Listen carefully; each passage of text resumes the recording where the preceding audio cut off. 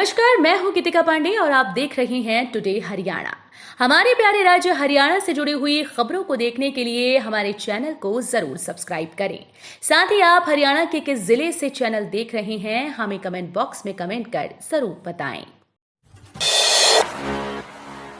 हरियाणा भारत के विकास यात्रा में दे रहा योगदान। हरियाणा के मुख्यमंत्री मनोहर लाल ने इंडियन ऑयल पानीपत रिफाइनरी और पेट्रोकेमिकल कॉम्प्लेक्स प्रबंधक मंडल से आग्रह किया कि गत दिनों राज्य में हुई भारी बारिश के चलते जिन जिलों में नुकसान हुआ वहां राहत व बचाव कार्यों में अपना योगदान अवश्य दें।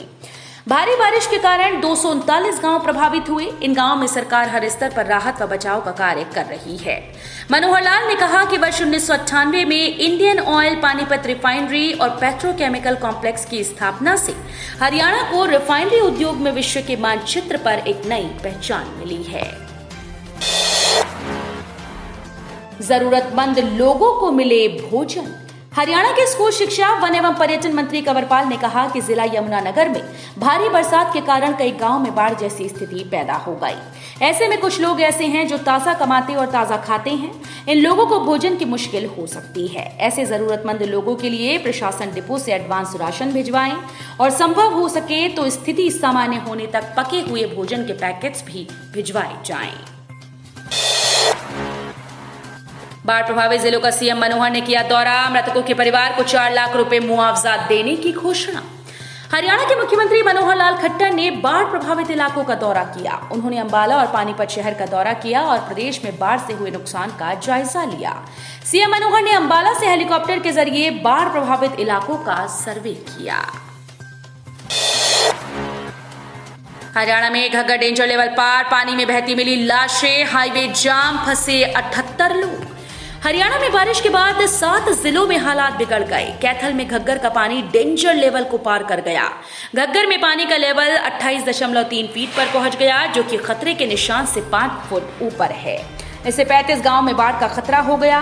करनाल, पानीपत और सोनीपत में यमुना के ओवरफ्लो होने से पानी गांव में घुस गया। वहीं गुरुग्राम से दिल्ली जाने वाले हाईवे पर लंबा जाम लग गया।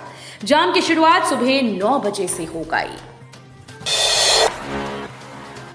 यमुना के जलस्तर पर सीएम चिंतित, अमित शाह को लिखी चिट्ठी। यमुना के बढ़ते जलस्तर को लेकर मुख्यमंत्री अरविंद केजरीवाल ने चिंता जताते हुए केंद्रीय गृह मंत्री अमित शाह को चिट्ठी लिखी। मुख्यमंत्री ने कहा कि दिल्ली में 3 दिनों से बारिश नहीं हो रही, इसके बावजूद यमुना का जलस्तर बढ़ता जा रहा है, क्योंकि हरियाणा के हथनीकुंड बैराज से लगातार पानी छोड़ा जा रहा है। 1978 के बाद पहली बार यमुना का जलस्तर 207.55 मीटर हुआ और बुधवार की रात तक ये 207.72 मीटर तक पहुंचने की संभावना है।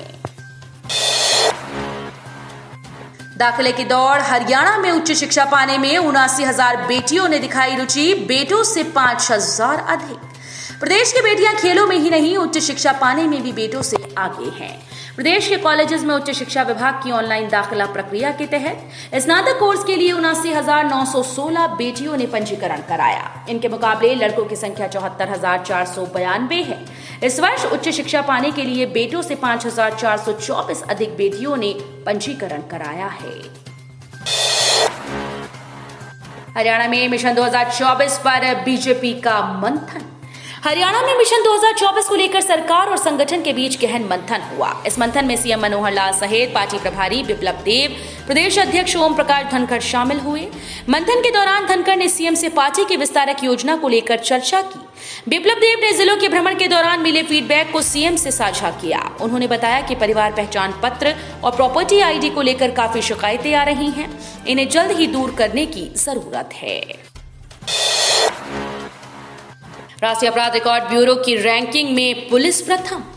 Crime and criminal tracking network and system में प्रदेश पुलिस को राष्ट्रीय अपराध रिकॉर्ड ब्यूरो मई माह 2023 की मासिक रैंकिंग में प्रथम स्थान मिला।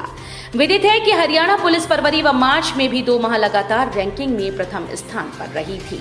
राष्ट्रीय अपराध रिकॉर्ड ब्यूरो द्वारा निर्धारित मापदंडों में 100% अंक प्राप्त करते हुए प्रदेश पुलिस ने प्रथम स्थान प्राप्त किया है।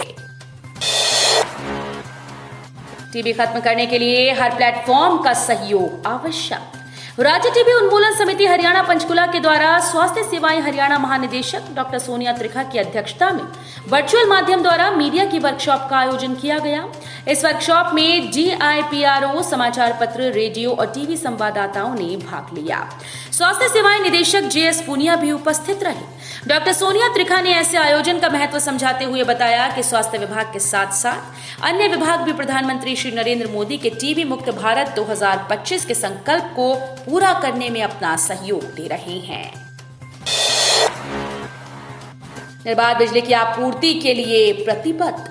उत्तर हरियाणा बिजली वितरण निगम उपभोक्ताओं को विश्वसनीय, अच्छी वोल्टेज और निर्बाध बिजली की आपूर्ति के लिए प्रतिबद्ध है। पूर्ण उपभोक्ता संतुष्टि के लक्ष्य को प्राप्त करने के लिए बिजली निगम के द्वारा अनेक महत्वाकांक्षी कार्यक्रम प्रारंभ किए गए ताकि उपभोक्ताओं की समस्याओं को त्वरित रूप में सुलझाया जा सके।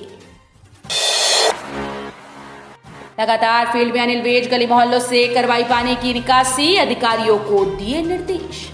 हरियाणा के गृह और स्वास्थ्य मंत्री अनिल विज बरसाती पानी की निकासी का जायजा लेने के लिए बुधवार दिन भर फील्ड में रहे। आराम किए बगैर लगातार उन्होंने कई कॉलोनीज, इंडस्ट्री एरिया और ग्रामीण क्षेत्रों का दौरा किया और अधिकारियों को दिशा निर्देश दिए। विज ने अधिकारियों को सबसे पहले बिजली और पानी की आपूर्ति बहाल करने के दिशा निर्देश दिए। सुबह गृह मंत्री अनिल विज अंबाला छावनी के इंडस्ट्री एरिया में पहुंचे, जहां उन्होंने पानी निकासी का जायजा लिया। हरियाणा के सरकारी दफ्तरों में कामकाज ठप, 35,000 लिपिक हड़ताल पर गए, आमजन परेशान। हरियाणा के सरकारी दफ्तरों, बोर्ड व निगमों के कार्यालयों में तैनात क्लर्क के हड़ताल पर जाने से कामकाज ठप हो गया। क्लर्कों की हड़ताल पर जाने से लोगों को भारी दिक्कतों का सामना करना पड़ा। प्रदेश के करीब 98 विभागों और 138 बोर्ड निगमों में कार्यरत क्लर्कों ने ग्रेड पे 19,900 से 34,500 करने की मांग को लेकर हरियाणा सरकार के खिलाफ पूरी तरह से मोर्चा खोल दिया। अब हरियाणा कौशल रोजगार निगम युवाओं को भेजेगा विदेश, ठगों से बचाने के लिए उठाया कदम।